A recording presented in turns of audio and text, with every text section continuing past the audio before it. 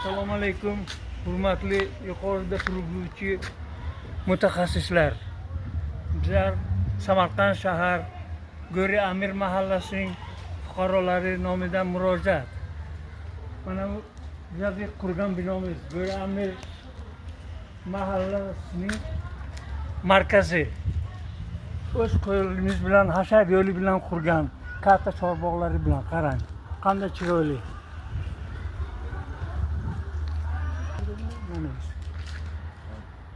This so shoot. 2023 yil mana shu binoni bitkazib, o'z qo'limiz bilan hashar yo'li bilan qurib, bitkazib, mahallamiz foyda nimasiga topshirganmiz. Mahalla markaziga.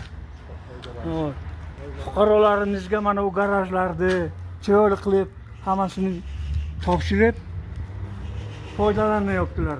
Necha kishi odamlarni ish bilan ta'minladik. Ustaxonalar, sartaroshxonalar qurib, o'z qo'limiz bilan, lekin davlatdan bir so'm so'raganimiz yo'q.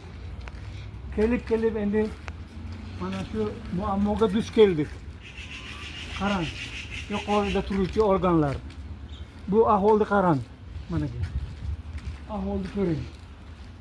Buni ko'rsangiz yig'lagingiz keladi. Odamlar suvga zo'r.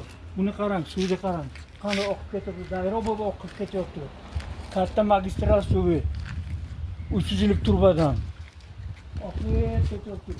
1,5 oydan beri chopaman orqasidan 2 marta ustalar kelib, "Voda kanal deydimi, nima deydi, o'shalardan kelib ta'mirlaymiz" deb cho'kka urib ketaveryapti. O cho'kki bilan ish bitadimi? Buni ochib bir ta'mirlash kerak. Va boshqa qilib mutaxassislar kelishi kerak. Har kim o'z ishini qilishi kerak yo'qmi? O hammasini mahallaga tashlab qo'ymaymiz-ku.